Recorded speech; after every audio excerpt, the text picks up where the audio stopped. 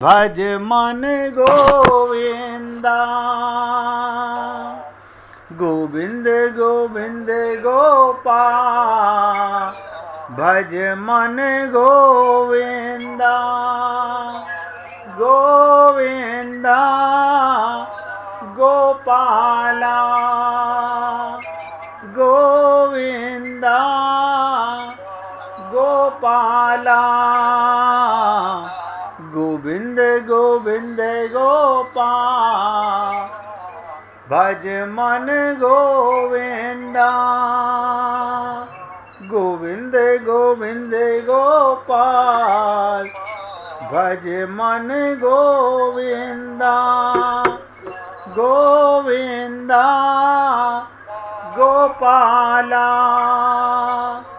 गोविंदा गोपाला। गोविंद गोविंद गोपाल। भज मन गोविंदा गोविंदा गोपाला गोविंदा गोपाला। गोविंद गोविंद गोपाल। भज मन गोविंदा। हे पुण्यात्माओं, फिर आप सबसे निवेदन कर रहा हूँ, एक बार सोच लीजिए, अगर अभी भी आपको राक्षस नजर नहीं आए, अपने मन के दुर्विचार नजर नहीं आए, अपने मन में पाप नजर नहीं आए, ये कहाँ रहते हैं? आपके अंतःकरण में। नजर तो नहीं आते, कभी हमने देखने का प्रयत्न ही नहीं किया है।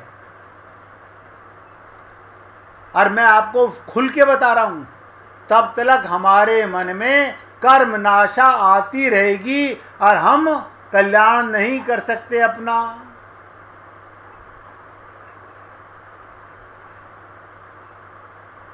अगर अभी भी समझ नहीं आ रहा है तो इसलिए आपसे निवेदन किया, पूछ लो, ये मत कहना क्या मैं समझ आ गया है। क्यों? इससे आगे की लीला तब तक समझ नहीं आएगी जब तक यहाँ पर आप पूरी तरह समझ नहीं पाओगे। अब किसी के मन में प्रश्न नहीं है, अब आगे बढ़ने का प्रयत्न करते हैं। पूरी एकाग्रता से सुनिएगा और सब नोट कीजिएगा। हरि बिनु मरई न निसीचर पापी। जब तक अंतःकरण में भगवान से लो नहीं लगेगी, क्या मतलब? जब तक ये विश्वास नहीं होगा मैं परमात्मा का अंश हूं, परमात्मा ही मेरे हैं, तब तक राक्षसों का संग बना रहेगा। तब तक क्या होगा? आपका जीवन, यज्ञ रूपी जीवन राक्षसों के द्वारा मिटाता रहेगा। आप कहोगे, हाय राम, हमने तो लीला देखी थी कि विश्वामित्र जी टीवी में दिखा रहे थे, यज्ञ कर रहे हैं और राक्षस आकर के उसमें, इससे तुम्हें क्या लाभ मिला? भगवान राम ने राक्षसों को मार दिया, विश्वामित्र का तो कल्याण हो गया, तुम्हारा क्या कल्याण हुआ? मुझे कोई बता दे, आपका कल्याण हुआ क्या? फिर आपने क्या समझा लीला देख करके?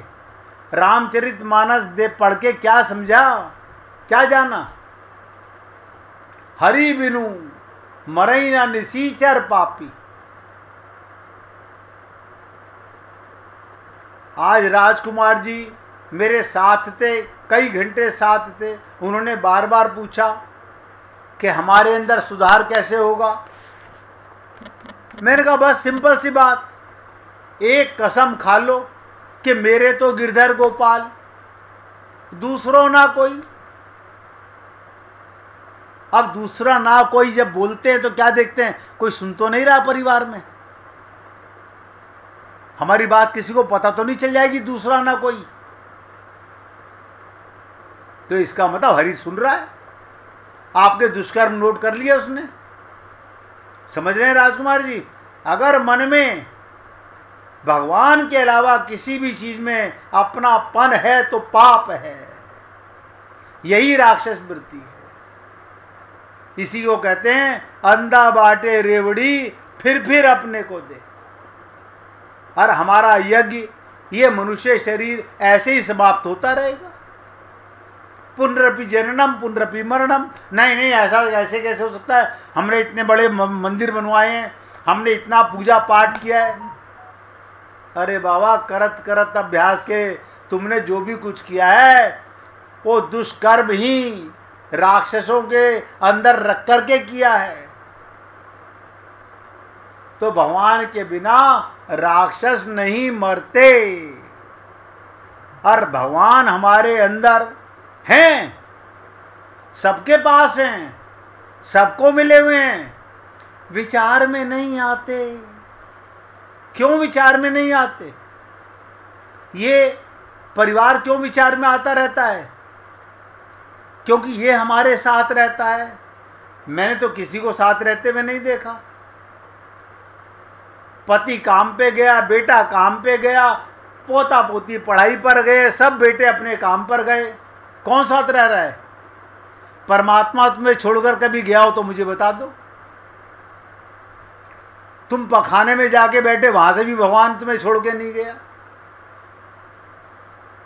तुम अस्पताल में एडमिट हुए, वहां भी परमात्मा तुम्हारे अंदर है।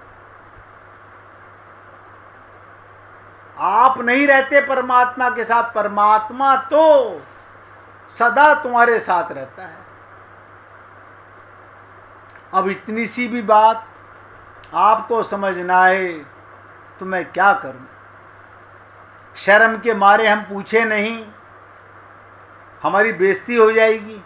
बेइज्जती नहीं, पूछने वाले का मान बढ़ता है, सम्मान बढ़ता है, उसके दुर्विचार मिटते हैं। अब यहां से समझ लीजिए, भगवान के बिना राक्षस नहीं मरेंगे। भगवान अंदर हैं, महसूस नहीं हो रहे।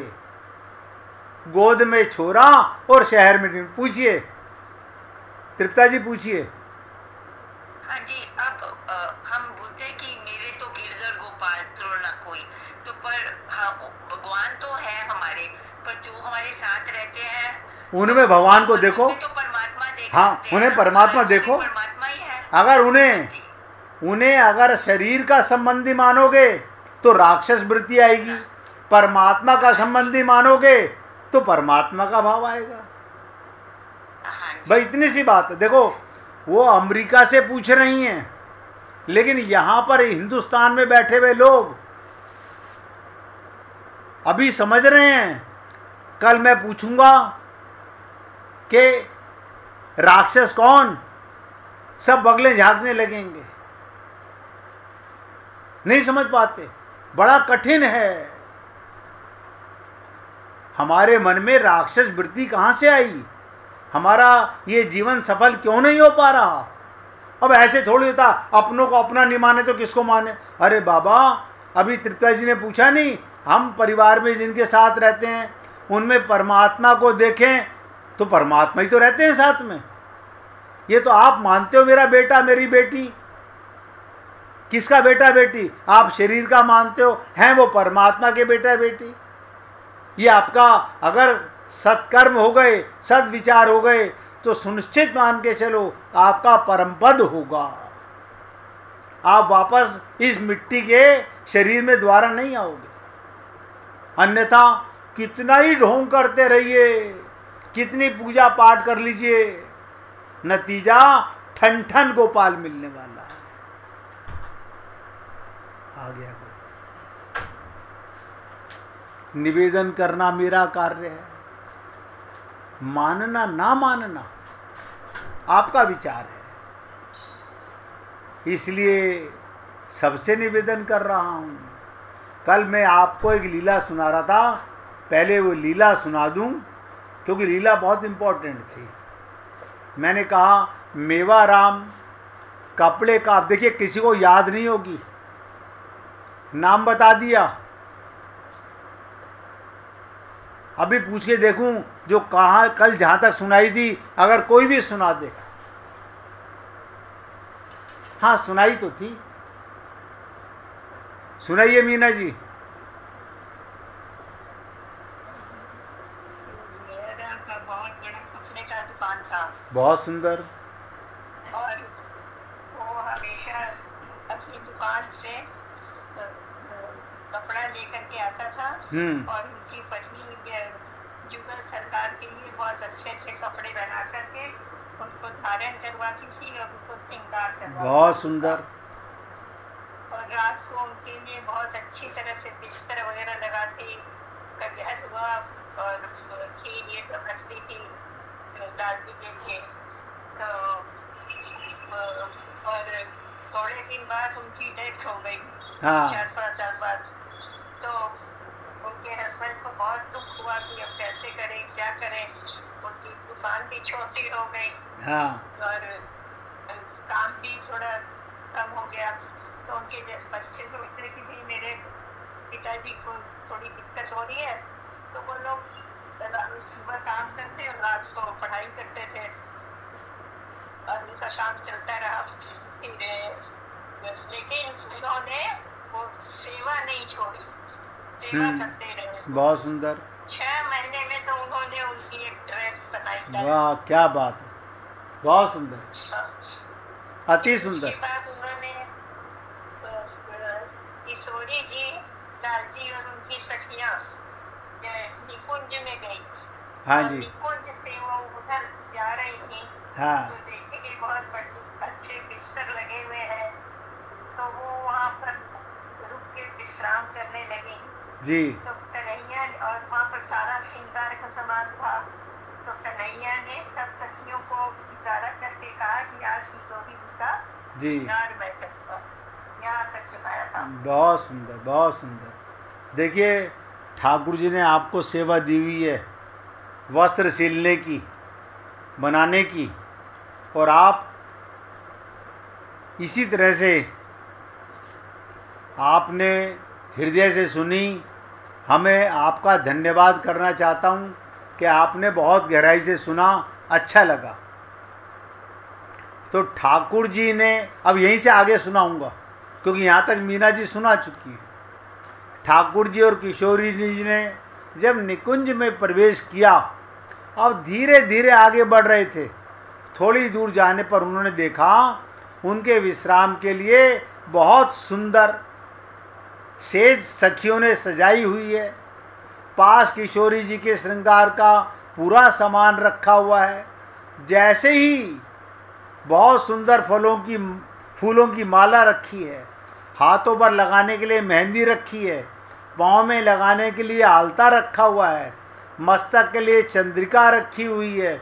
सब सखियां बड़ी बेसब्री से किशोरी जी को श्रृंगार करने के लिए लालायित थी। खाने के लिए बहुत स्वादिष्ट व्यंजन रखे हुए हैं। पान का बीड़ा जो किशोरी जी को बहुत पसंद है रखा हुआ है। सेज को बहुत ही सुंदर एक वृक्ष के नीचे सजाया हुआ था। लेकिन किशोरी जी ठाकुर जी जैसे ही विश्राम करने के लिए बैठे, तभी सभी सखियां उनके पास आ गईं। शायद ठाकुर जी किशोरी जी की उन सहायता चाहिए होगी, लेकिन ठाकुर जी ने आंखों ही आंखों में, ध्यान से सुनो एक एक शब्द को, सभी सखियों को बड़ी विनम्र आग्रह किया। आज किशोरी जी का श्रृंगार, उनकी सेवा का सौभाग्य उनको प्राप्त होना चाहिए। कहते हैं सखियों आज मैं श्रृंगार करूंगा। तो सभी सखियां लालजू का इशारा समझकर वहां से चली गई। एकांत चाहते थे।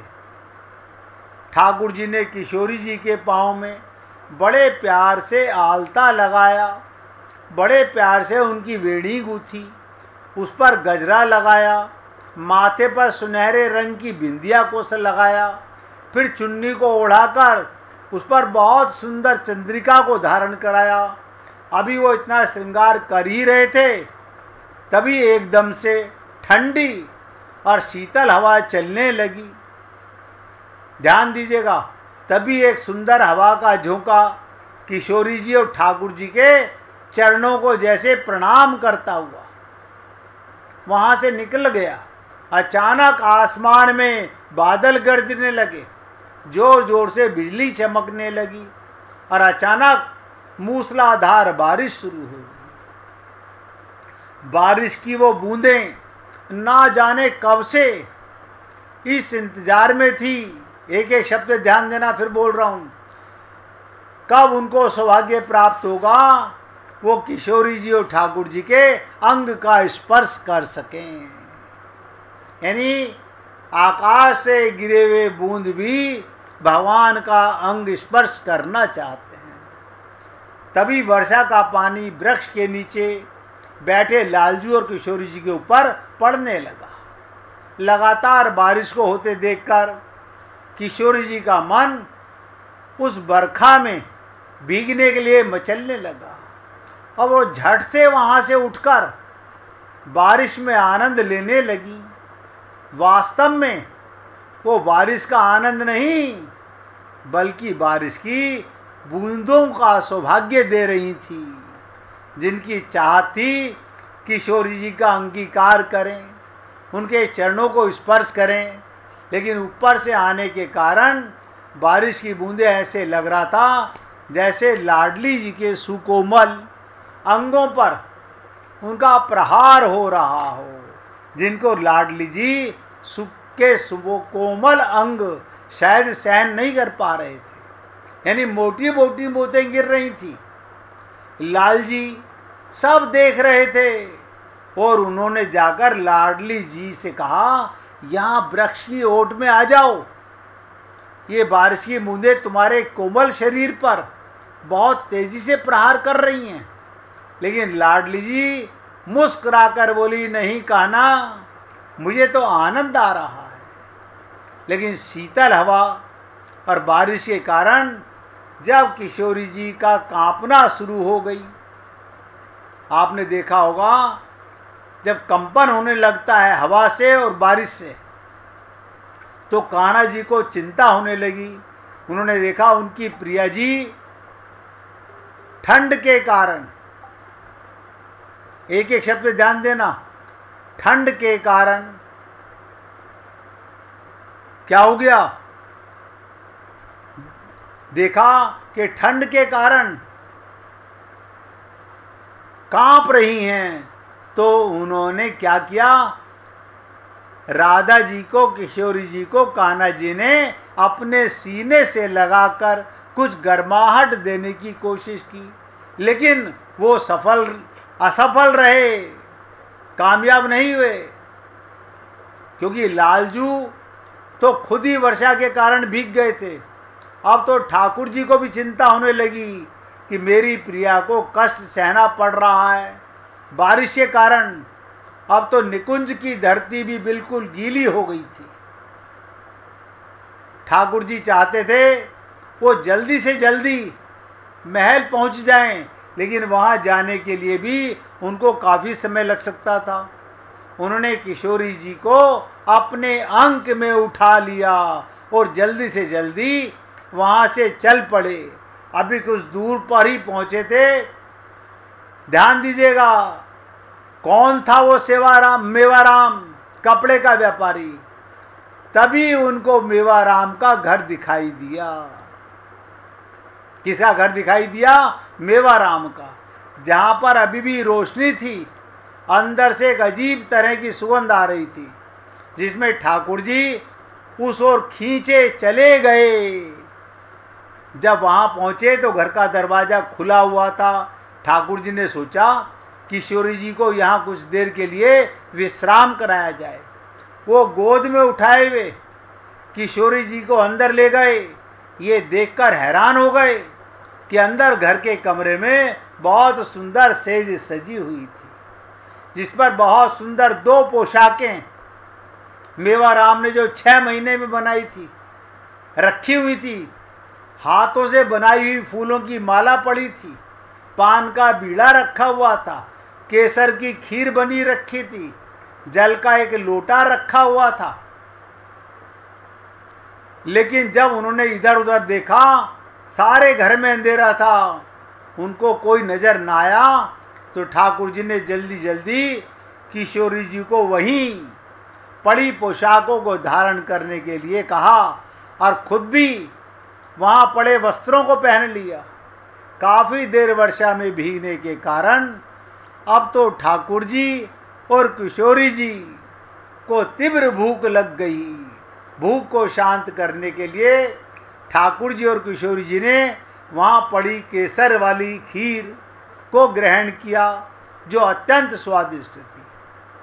मेवाराम के द्वारा बनाए वस्त्रों में ठाकुर जी और किशोरी जी अत्यंत सुंदर लग रहे थे। ठाकुर जी तो एकदम से हैरान हो गए, यहाँ पर हमारे नाप के वस्त्र कैसे पड़े हुए हैं। किशोरी जी उन वस्त्र में अत्यंत रूपवान लग रही थी। ठाकुर जी तो उसके उस रूप को देखकर ठगे से रह गए। आज से पहले किशोरी जी को मैंने कभी इतना सुंदर स्वरूप नहीं देखा था जितना आज इन वस्त्रों को धारण करने में किशोरी जी लग रही हैं। और पास रखे पान के बीड़े में से दोनों ने एक एक पान खाया। पान का बीड़ा खाने के कारण दोनों के होठ बिल्कुल लाल हो चुके। जब सुबह हुई, ध्यान दीजिएगा, तो मेवाराम उस कमरे में गया और उसने देखा आज अचानक इस कमरे में इतनी सुंदर इत्र की खुशबू कहाँ से आ रही है। वो वहाँ गया तो वहाँ दृश्य देखकर हैरान हो गया। मिट्टी से सने हुए किसी के पाँव के निशान कमरे में थे। ठाकुर जी और किशोरी जी के बिछाए पलंग के ऊपर पड़े हुए वस्त्र वहाँ पर नहीं थे। वहाँ पर तो हीरे रत्न जड़े हुए किसी के पोशाकें पड़ी हुई थी, जो कि ठाकुर जी और किशोरी जी ने अपने वस्त्र छोड़ दिए थे।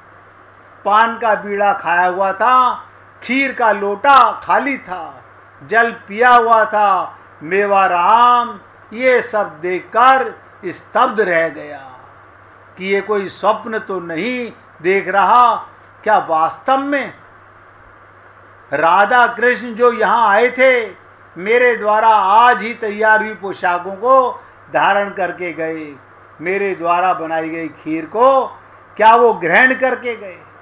आप सोच के देखिएगा कि आपके और हमारे मन में ऐसे भाव 6 महीने लगे। हाथ से उसने जो पोशाकें बनाई, ठाकुर जी और किशोरी जी अपने आप उसके घर में प्रवेश कर जाते हैं। भगवान भाव के भूखे हैं। 1 मिनट सभी भक्त यहाँ पर कीर्तन करेंगे, इसके बाद बाकी की लीला भी सुना देता हूँ आज ही।